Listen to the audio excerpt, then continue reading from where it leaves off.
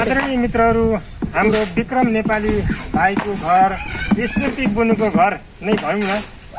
आज श्रमदानबाट शिलान्यास गरेर हामीले लगभग पिलर पुरै छडाइसकेका छौँ। एकापट्टि वाल पनि लागेको छ। यसै क्रममा हाम्रा देश विदेशमा रहनुभएका साथीहरूले हामीलाई केही सहयोग गर्नुभएको छ।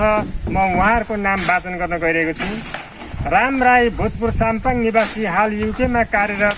उहाँले 10,001 रुपियाँ दिनुभएको छ। त्यसै गरेर खेमराज बेलका नगरपालिका वार्ड नम्बर 2बाट रु 3,000 रुपियाँ प्राप्त भएको छ।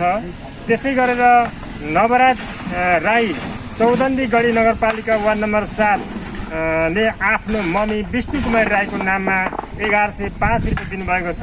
त्यसै गरेर धरन 15 निवासी नरबहादुर विसुङ्केबाट रु 3,100 रुपियाँ प्राप्त भएको छ। सम्पूर्ण मनका धनी मित्रहरूलाई धेरै धेरै धन्यवाद दिन चाहन्छौँ।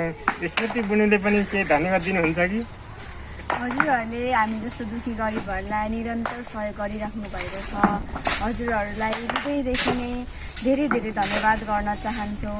हामी सब परिवार हजुरहरूको धेरै आभारी छौँ। हाम्रो घर बनिन लागेको छ, हामी एकदमै खुसी छौँ।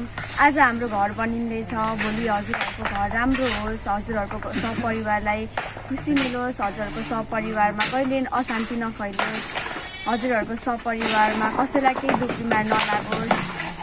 हजुरहरूलाई धेरै धेरै धन्यवाद। अनि आज हाम्रो श्रमदाताहरू लगभग हामी थियौँ होला 70-80 जना श्रमदाताहरू छौँ। यी सबै श्रमदाताहरूलाई हाम्रा विमला राई, सुशीला राई, बडाक्षेत्र 3 बाङ्गेबाट हुनुहुन्छ उहाँहरूले हामीलाई खाजा नास्ता खुवाउनु भएको छ।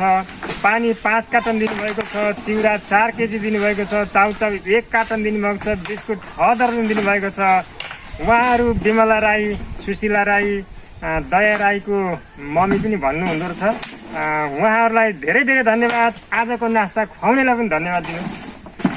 हजुरहरूलाई धेरै धेरै धन्यवाद। हामीसँग चलेर खुवाउने अहिले थिएन, तर हजुरहरूले हामी सबैलाई यहाँ खुवाउनु भयो।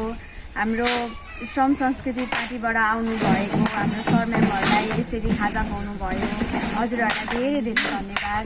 हाम्रो श्रम अभियान दिनै पछि हुन्छ। भोलि पनि 8 बजीदेखि हुन्छ। 8 बजीदेखि बेलुका 6 बजीसम्म कन्टिन्यू नै हुन्छ। बिचमा हाम्रो 2 घन्टा 12 बजीदेखि 2 बजीसम्म रेस्ट हुन्छ।